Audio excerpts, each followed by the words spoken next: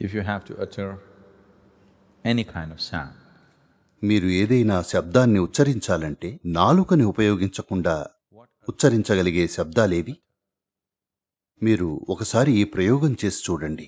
నాలుకని ఉపయోగించకుండా శబ్దాలు చేయటానికి ప్రయత్నించండి. అవును, ఖచ్చితంగా శబ్దం చేయగలరు.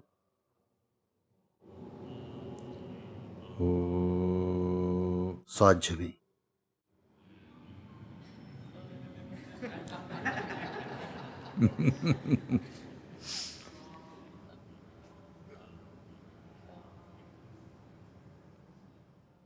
మరేదైనా చేయగలరా?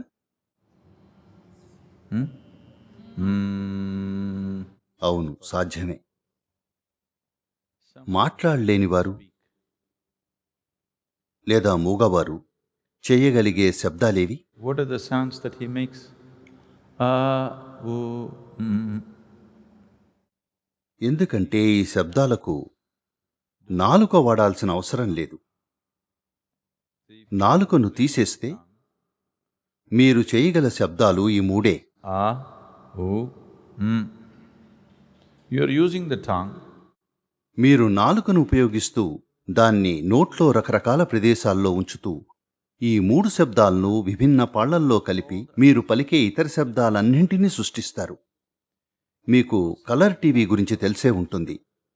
అందులో ఉన్నవి కేవలం 3 ప్రాథమిక రంగులే. ఆ 3 రంగులను ఉపయోగించే టీవీలో మీరు చూసే ఇతర రంగులన్నీ వస్తాయి. అదేవిధంగా ప్రాథమికంగా ఉన్నవి 3 శబ్దాలు. ఈ 3 శబ్దాలను ఉపయోగించి మీరు ఈ ఇతర శబ్దాలను సృష్టించగలుగుతున్నారు. నాలుక మీరు ఈ 3 శబ్దాలను అనేక సంక్లిష్టమైన పాళ్లల్లో కలపడానికి ఉపకరిస్తుందంతే.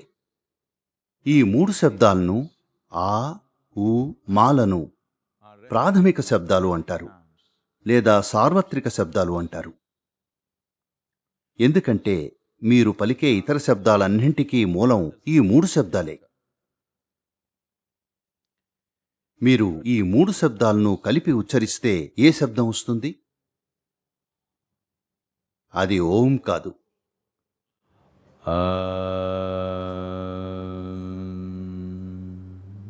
నోటిని తెరిచి గాలిని బయటకు పంపిస్తే అది ఆ అవుతుంది. నోటిని మూస్తూ సగానికొస్తే అది ఊ అవుతుంది. పూర్తిగా మూసేస్తే అది అవుతుంది.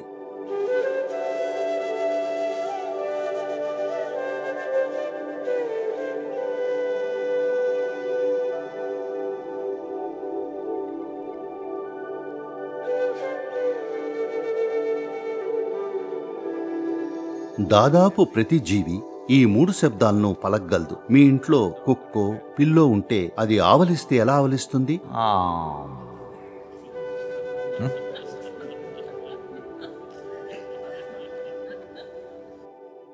నోరు తెరిచినప్పుడు ఆ అంటుంది. సగం మూసినప్పుడు ఊ, పూర్తిగా మూసినప్పుడు కాబట్టి ఈ 3 శబ్దాలు మూల శబ్దాలు.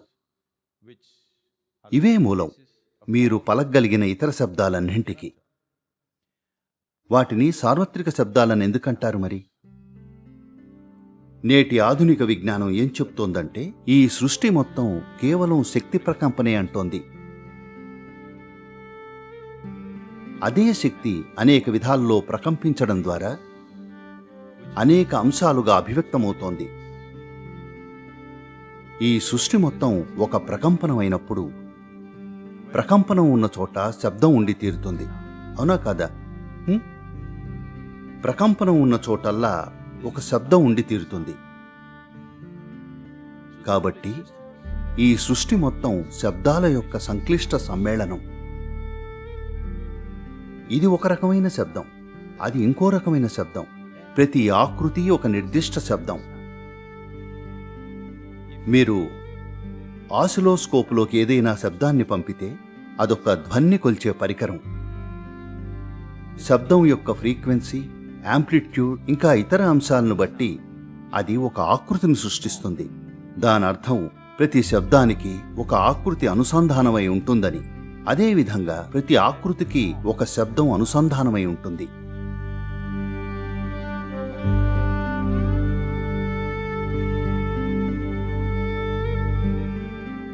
కాబట్టి శబ్దానికి ఆకృతికి ఉన్న ఈ సంబంధాన్ని మంత్రశాస్త్రంగా అభివర్ణిస్తారు. ఈనాడు ఆధునిక విజ్ఞానం ఈ సృష్టంతా ఒక ప్రకంపనం అని చెప్తోంది. ప్రకంపనం ఉన్న చోటల్లా శబ్దం ఉండి తీరుతుంది. So the whole existence is sound. కాబట్టి ఈ సృష్టి మొత్తం శబ్దమే. అయితే ఈ సంక్లిష్ట శబ్దాల సమ్మేళనం అంతటికీ మూల శబ్దం ఆ, ఊ, మా లేదా ఆమ్. అందువల్ల ఆమ్ శబ్దం సృష్టి శబ్దం లేదా ఈ సృష్టి తాలూకు ప్రాథమిక శబ్దం. ప్రస్తుతం క్రైస్తవంలో ఇవాళ వాళ్ళు దేన్నైనా ముగించేటప్పుడు అది ఏదైనా సరే దాన్ని వాళ్ళు ఆమెన్తో ముగిస్తారు. దాన్ని వాటికన్ సిటీలో ఎలా పలుకుతారో గమనిస్తే వాళ్ళు ఎప్పుడూ Amen. మీరు ఆ ఎన్ తీసేసి ఆమెన్ అని చూడండి.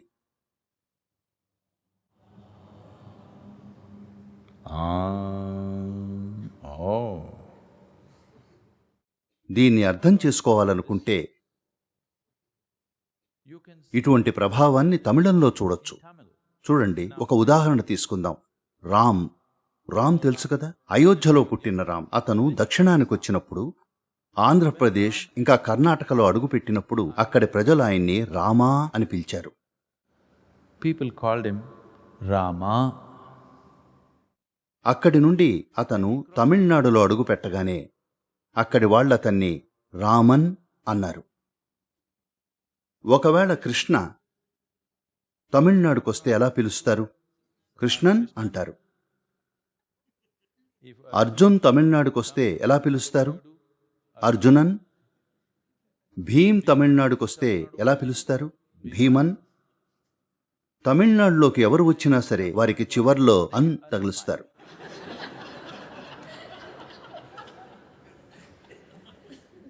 ఈ ఉన్ ప్రభావం తమిళ భాషలో అర్మాయిక్ భాషలో కంటే బలంగా ఉంటుంది. Amen. ఎన్ తీసేయండి, అది ఆమ్ అవుతుంది.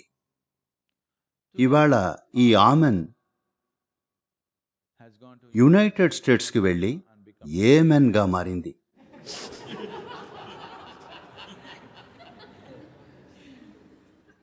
ఇవన్నీ సాంస్కృతిక భాషాపరమైన వక్రీకరణలు.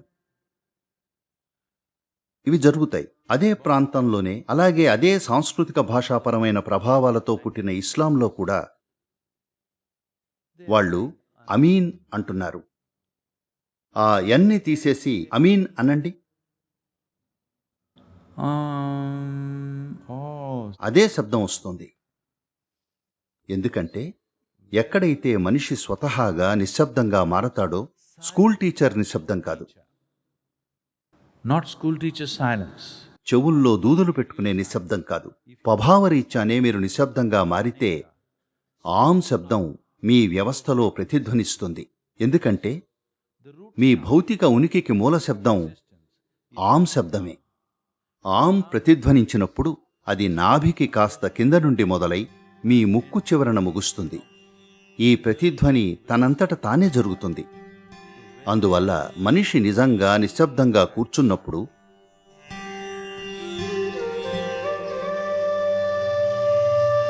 తనలో పూర్తి నిశ్శబ్దంగా ఉన్నప్పుడు తను ఆమ్ శబ్దాన్ని గ్రహించగలిగాడు.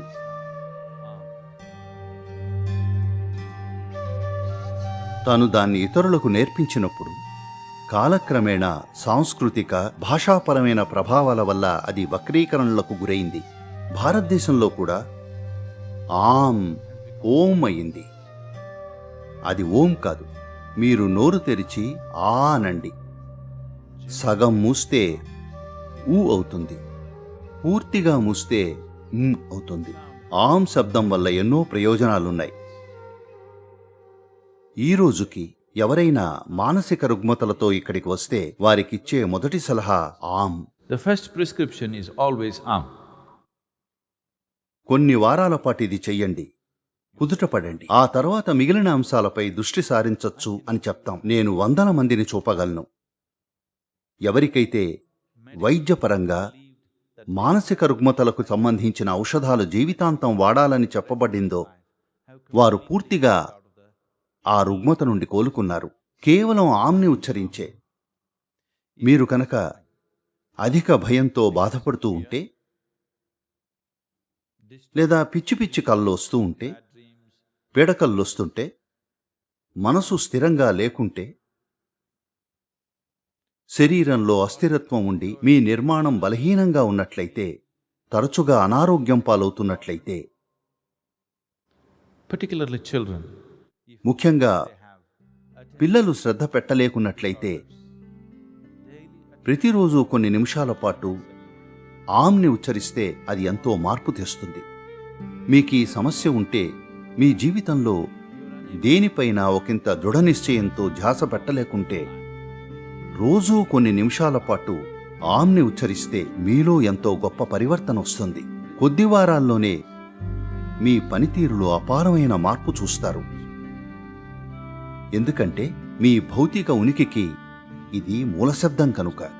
సుమన్ టీవీలో మీ పర్సనల్ అండ్ బిజినెస్ ప్రమోషన్స్ కోసం కింది నెంబర్కి కాంటాక్ట్ చేయండి.